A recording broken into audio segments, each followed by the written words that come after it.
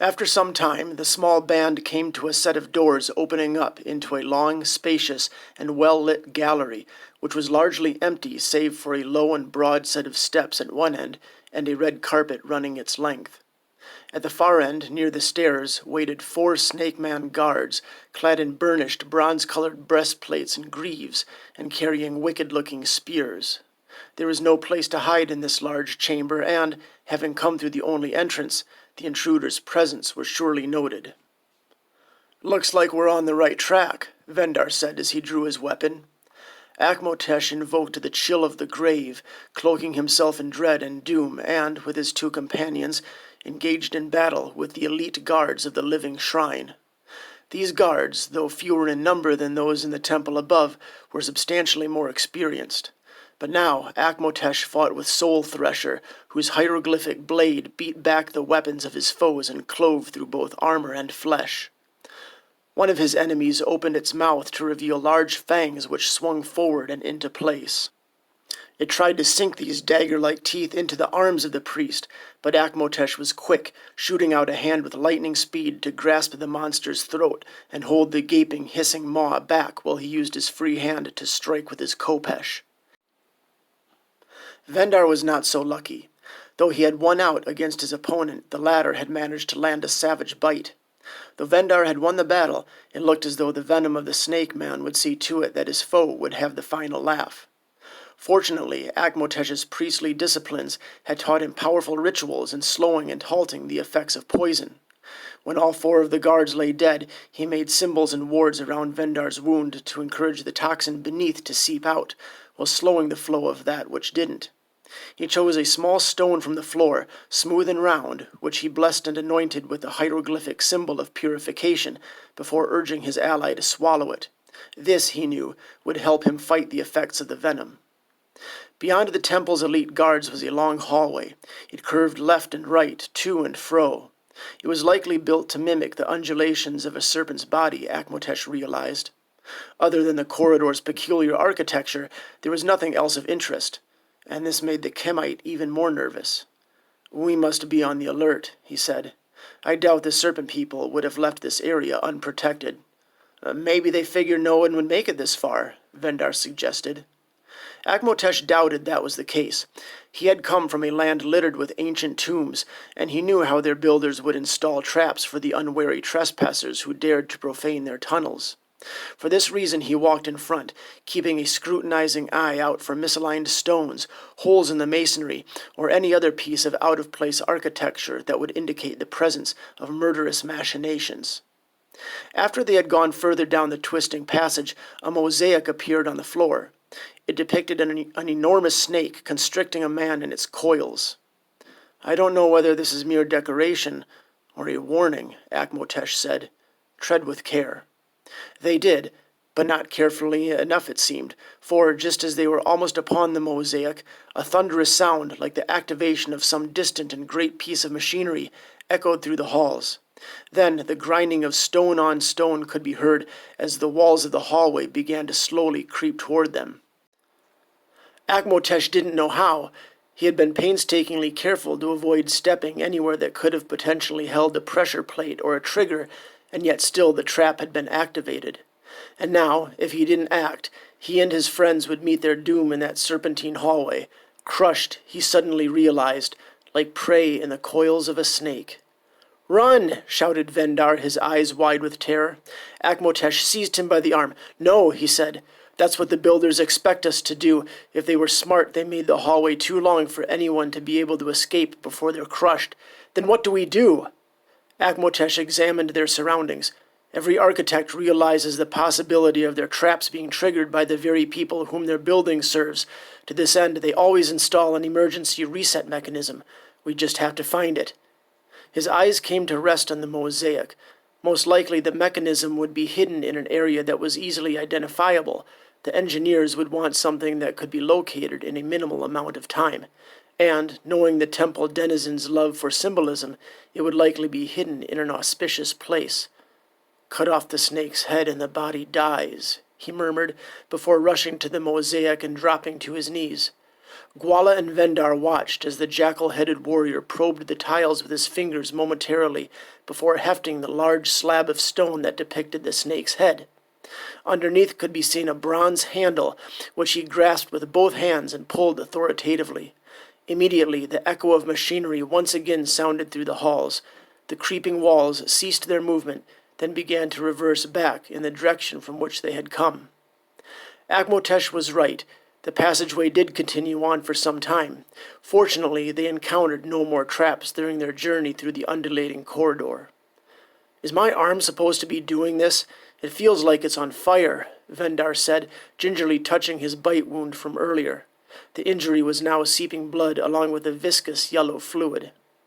"It's the spells doing their work, drawing out the venom. You should be fine."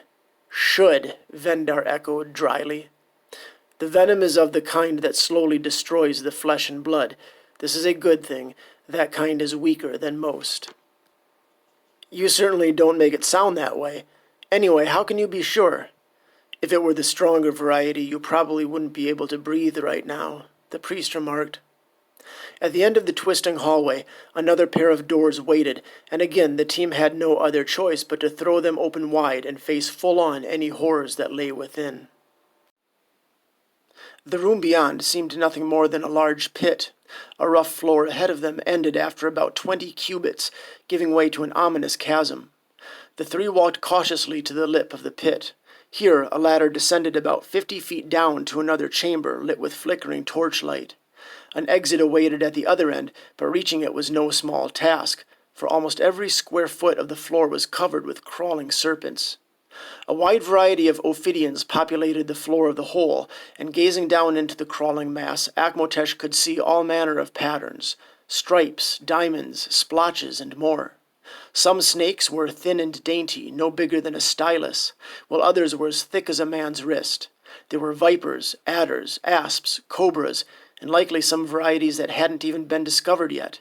It was a sight that was at once both amazing and nightmarish to behold. "How are we going to get through that?" Vandar asked. "All creatures flee before death," Akmotesh replied, robing himself with gloom. He descended down the ladder, the others following behind, and, true to his statement, the myriad serpents in the pit slithered away at his presence, following their natural instincts. After all, in spite of the snake people's use of them as symbols, reptiles were like most other animals in nature, neither good nor evil. And these were only minding their own business, not angered or attempting to defend their home. They had no reason to strike unless provoked, perhaps by invaders attempting to cross the pit's bottom. With Akmotesh clearing a path through the serpents, the others followed close behind until the group reached another set of doors at the end. When these were opened, a cool and damp wind assaulted their faces. It was a wind that carried on it the scent of bygone ages, underground rivers, and pale fungi that have never seen the light of day. The earth before them was rough and unrefined, and, beyond, a massive chasm yawned wide, its unknown depths beyond the light of the flickering braziers promising oblivion to any who tumbled into the inky blackness. A precarious-looking bridge of rope and timber stretched across the abyss. "That doesn't look safe at all," Vendar remarked as they approached. The group was glad to see, though, that the bridge seemed surprisingly sturdy and well-maintained. It was also much broader than it looked from a distance, able to accommodate 3 people abreast comfortably. The chasm's cool and dank air wafted up from below as they crossed the bridge, warning them of, or perhaps beckoning them to, depths greater than Akmotesh cared to fathom. "This is a lot of trouble for a girl," Vendar muttered. Akmotesh answered, "Anubis would be greatly offended if she were to come to harm." "Anubis, right." Though the bridge swayed to and fro, and the depths below caused nervous beads of sweat to appear on the brows of even the most stalwart of adventurers, their progress rapidly increased in pace as they got their bearings on the dizzying, but ultimately stable, structure. Though the minutes seemed like hours, they eventually made it to the other side, to come face to face with a massive door of bronze. They looked up at the great door. Towering many yards above them, arabesques wrought in the shape of serpents intertwined this way and that, and here and there in their jaws could be seen various symbols of order and creation: eggs, suns, planets, and even humans. Among them could be seen the strange and looping script of the snake people. "The chamber of the Ancient One," Akmotesh translated.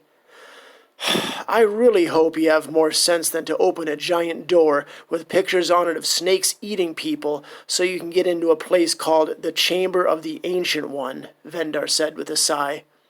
"All paths lead here," Akmotesh argued simply. "You saw how dangerous the Eyes of Apsut was. Imagine what something called an Ancient One is like.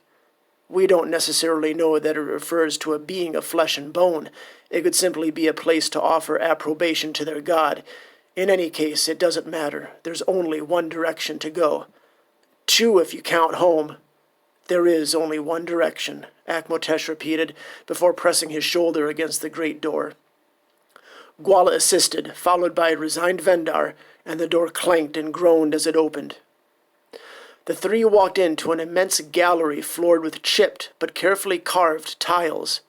It was largely empty, save for near the far end. Here a large pool of water lay set into the stone floor, and off to the right, where a large but gently sloping ramp led up to a broad raised platform. In the center of this was a massive statue of a coiled serpent. But besides that, there seemed to be nothing else. Akmotesh stalked into the room, his companions close behind.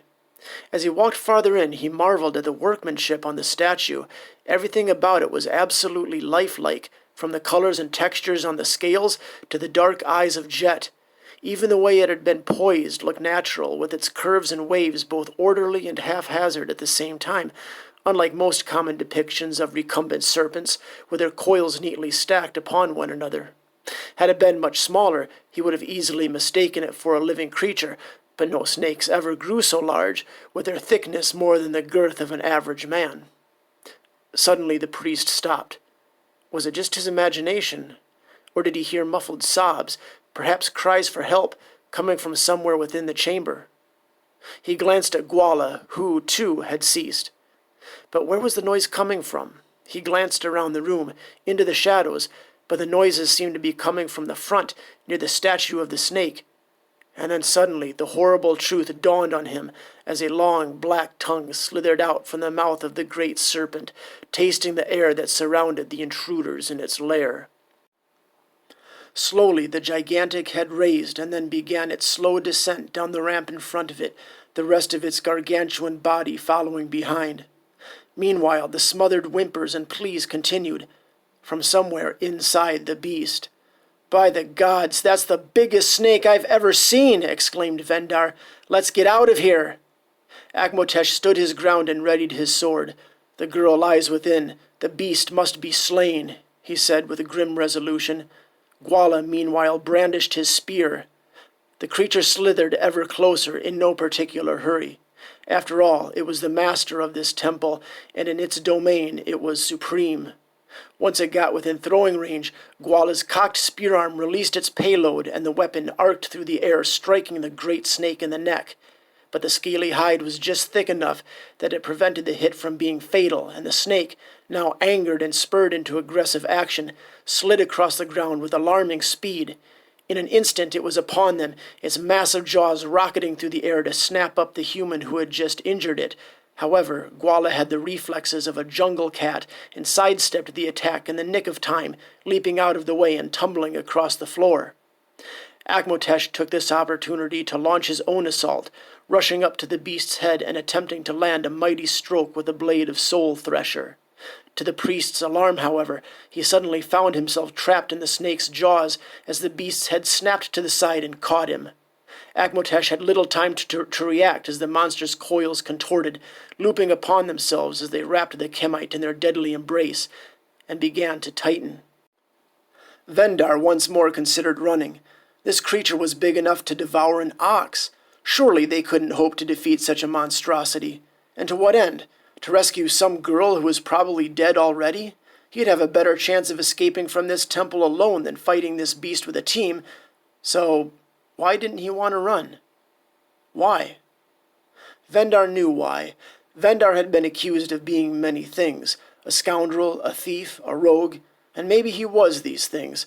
But he wasn't a coward, and he wasn't about to leave this brave little jungle man to fight this beast by himself. Besides, maybe he was a scoundrel, but he was other things too. He was a great warrior, a swordsman of renown, and an adventurer extraordinaire. Most men couldn't hope to defeat such a monstrosity, but Vendar wasn't most men. The beast before him was a monster of legendary proportions, and perhaps it required a man of legendary proportions to slay it, and he was just that sort of man. Vendar gritted his teeth and stood his ground side by side with Gwala. With the audacious priest locked tight in its coils, the monstrous serpent turned its attention to the two other intruders in its lair. It snapped and struck at them several times, but every time they had been nimble enough to avoid the attack. Meanwhile, the snake was too quick for the others to land a counterblow. For a moment it seemed as though they had reached a stalemate. All the while, the huge creature continued to tighten its grip on Akmotesh. Soul Thresher was still in his hand, but Akmotesh's sword arm was pinned to his side by the huge beast's crushing body. His other hand, while similarly pinned, had just enough maneuverability for the priest to be able to pivot the wrist around and touch it to the serpent's scaly skin. He placed it on the monster's hide in an attempt to use the touch of death, but it had no effect. Akmotesh wasn't surprised. There were certain situations in which this God-given ability failed to produce results. Sometimes there existed beasts that were such primal and powerful forces of nature they simply refused to be subject to any of the ideas and concepts that rule over mankind. Beings of supernatural evil, undead, summonations, things from other worlds, and ancient malevolence were generally able to ignore this ability as well, and Akmotesh wasn't quite sure into which category the Ancient One fell. In any case, the chemish priest remained helpless in the gigantic snake's coils, vainly struggling to remain conscious. There had to be a way to escape, but how? Certainly, after all these years in his God's service, after all the dangerous predicaments he had survived, it couldn't end like this. Not like this. Not like... Akmotesh's vision turned into a rapidly constricting black hole, and then there was nothing. Vendar watched with horror as the maw of the huge snake moved toward the chemish warrior, who had only moments ago ceased his struggles in the great beast's coils. Its mouth closed around the man's head and shoulders, its jaws disjointing in order to facilitate the meal's passing into the monster's gullet. Vendar's first emotion was horror, horror at seeing this nightmare of nature consume a human being with such ease, but beneath this was a feeling of disappointment. Though Vendar had only recently met the man, there was something about him that drew the adventuring rogue. While the priest's mission was an ill-advised fool's errand, in following him, Vendar experienced a feeling of purpose that, as a self-serving soldier of fortune, he had never experienced before. Perhaps, had the stranger lived, it could have been the beginning of a new chapter in Vendar's life, one of meaning and promise, not just a struggle to keep his belly full of beer and his hands full of soft flesh.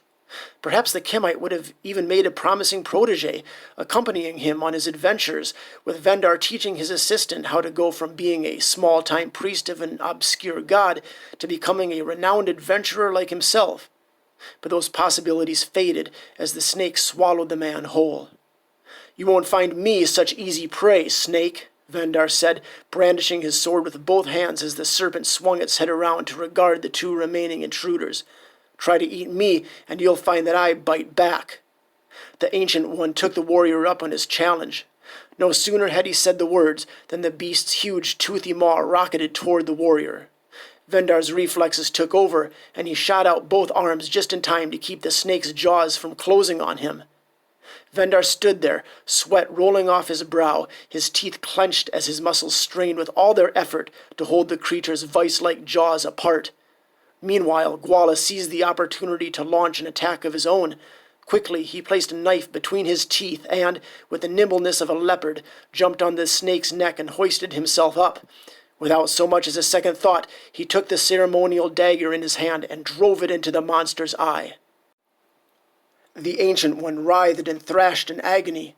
Gwala clung to the beast's back with the tenacity of a spider monkey, but ultimately he was powerless against the great creature's spasms and was launched through the air and onto the ground. He executed a deft tuck and roll to minimize the damage, but still hit the ground hard, and Vendar thought he heard something break as the Zumbucan hit the floor. Upon landing, Gwala, gritting his teeth, tried to rise to his feet, but winced with pain and faltered, collapsing on the ground. Now only Vendar was left. Once again he brandished his weapon as the great and old serpent slithered before him.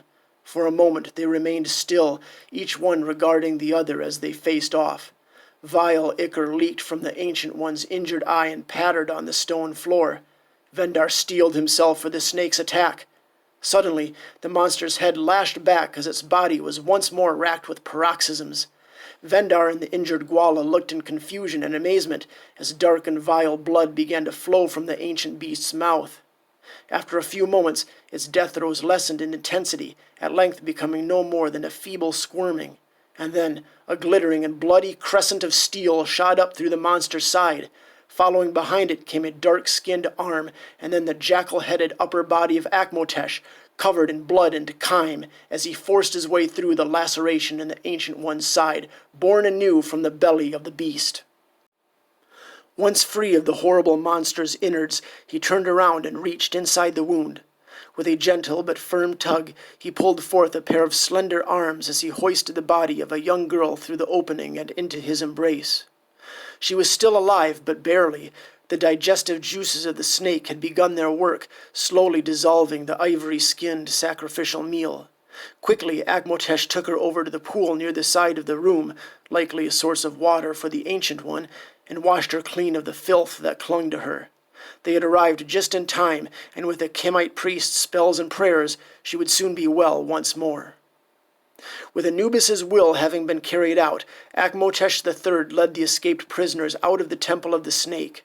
They encountered little resistance along the way, having earlier slain the majority of the fane's guards and clergy while they plumbed its unholy depths.